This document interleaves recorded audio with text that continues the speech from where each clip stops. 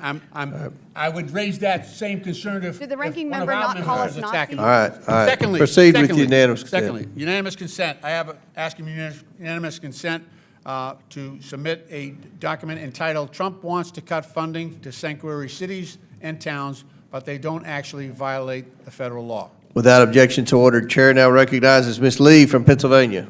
Yeah, thanks, Mr. Chair. It's always funny the lack of decorum that we get, and people we do drop the gentleman act here oftentimes when attacking women who aren't able to defend themselves with equal time. But that's kind of the theme here, right? Attacking Americans or people who are not able to defend themselves, or at least who Republicans hope can't defend themselves. And that's what we're seeing essentially in Los Angeles. So I would say that this hearing is quite timely.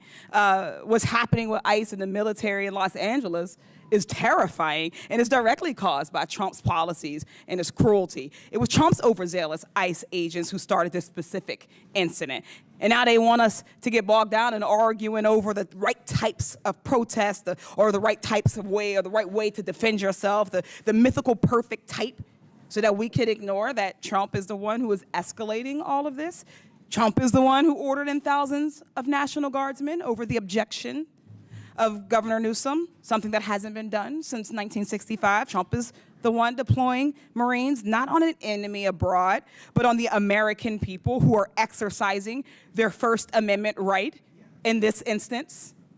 The only opportunity that they have to defend themselves against lawless lawmakers who are imposing cruelty upon them.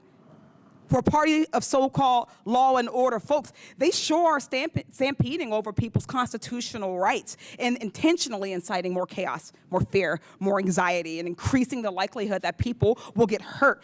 In the end, what's happening in Los Angeles is just one of many incidents where Trump and his administration have not given a single damn about people's safety. For one, the ICE and DHS agents that are arresting people and raiding places often don't even have any kind of uniform or identifying badge. They're masked, and they're in unmarked cars. Ms. Perryman, just briefly, why is it so dangerous to have masked, plainclothes ICE agents arresting people?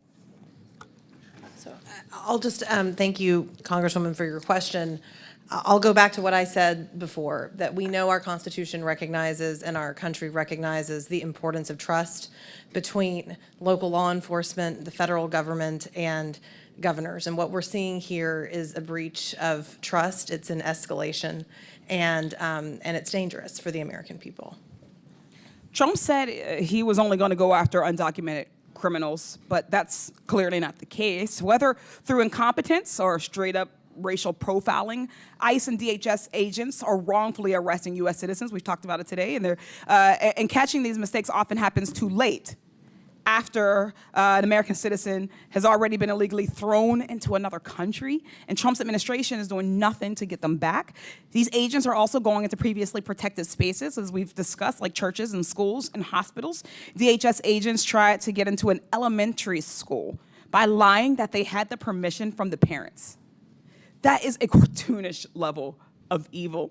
ICE also arrested a Massachusetts high school senior, Marcelo Gomez da Silva, on his way to volleyball practice. Governor Walz, you're a former teacher and coach. Do you think these kinds of actions create instability for students? And do you worry about increasing anxiety of kids coming to school? Well, thank you, Congressman. I certainly do. Creating that safe environment where our kids can come and the expectation is to learn, they certainly do. Once again, there's no reason to use these enforcement actions at those locations when there are other tools. And I think, again, this false equivalency that we do not want violent criminals to be arrested, detained, and go through due process, we do, but hugely detrimental to the educational system, hugely detrimental to a system that is dependent on trust and the goodwill of everyone in that school system. So yeah, it is detrimental. Thank you, Governor Walz. These same kids getting arrested are often being separated from their families. They are scared, they're alone. An attorney is one of the few resources they had access to that is now being taken away as well. The Trump administration has canceled contracts with legal groups that represent those undocumented children in immigration court. This is going to force thousands of kids as young as 2 years old to represent themselves very quickly, as we're running out of time. Ms. Perryman, how's a 2-year-old supposed to represent themselves in court?